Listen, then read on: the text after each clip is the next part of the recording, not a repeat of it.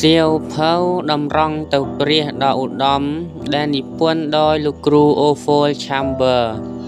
មានចំណងជើងថាតើបងប្អូនព្រមចាក់បង្ហូរជីវិតឬទេព្រះគម្ពីរភីលីតជំពូក 2 ខ 17 ប៉ុន្តែបើសិនជាត្រូវជ្រួចខ្ញុំចាញ់លើយ៉ាញ់បូជានឹងការជំនួយរបស់សេចក្តីជំនឿនៃអ្នករាល់គ្នានោះខ្ញុំក៏អរហើយមានសេចក្តីអំណរជាមួយនឹងអ្នករាល់គ្នាទាំងអស់ដែរតើបងប្អូនមានឆន្ទៈដាក់ខ្លួនធ្វើជាយ៉ាញ់បូជាដើម្បីឲ្យអ្នកជឿដទៃទៀតបានរីកចម្រើនឬទេតើមានឆន្ទៈបង្ហូរឈាមជាដង្វាយលើអាសនា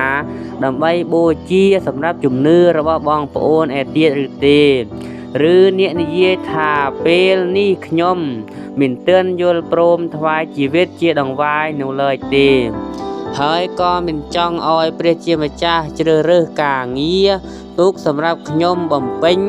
ថ្វាយទ្រង់ទេផ្ទុយទៅវិញខ្ញុំចង់រើសកន្លែងបង្ហូរជីវិតគឺចង់ឲ្យមានបងប្អូនដែលខ្ញុំចូលចិត្តហើយសម្លឹងមើលព្រមទាំងពោលសរសើរខ្ញុំថាអ្នកនេះជាអ្នកបម្រើដ៏ប្រសើរការបម្រើតែម្នាក់ឯងធ្វើដូចជាមនុស្សក្លាហានដ៏មានកិត្តិយស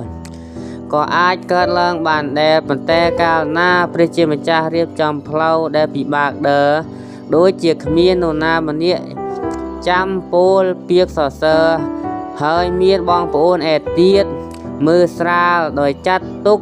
អ្នកដូចជាក្រណាត់ជូតជើងហើយក៏អាចកើតមានរឿងមួយផ្សេងទៀតឧបមាថាព្រះជាម្ចាស់មានគោលបំណង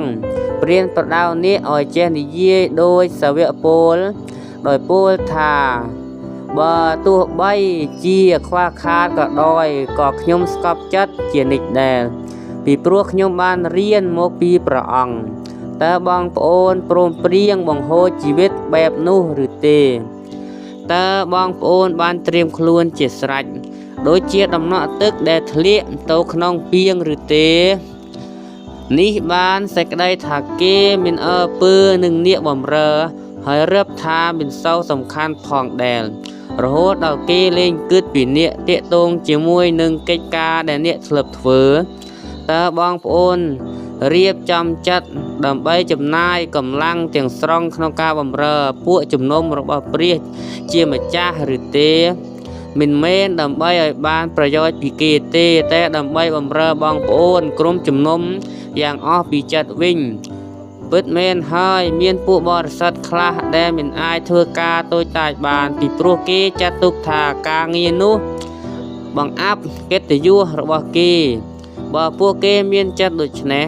នោះគេលែងជាពួកបរិស័ទទៀតហើយ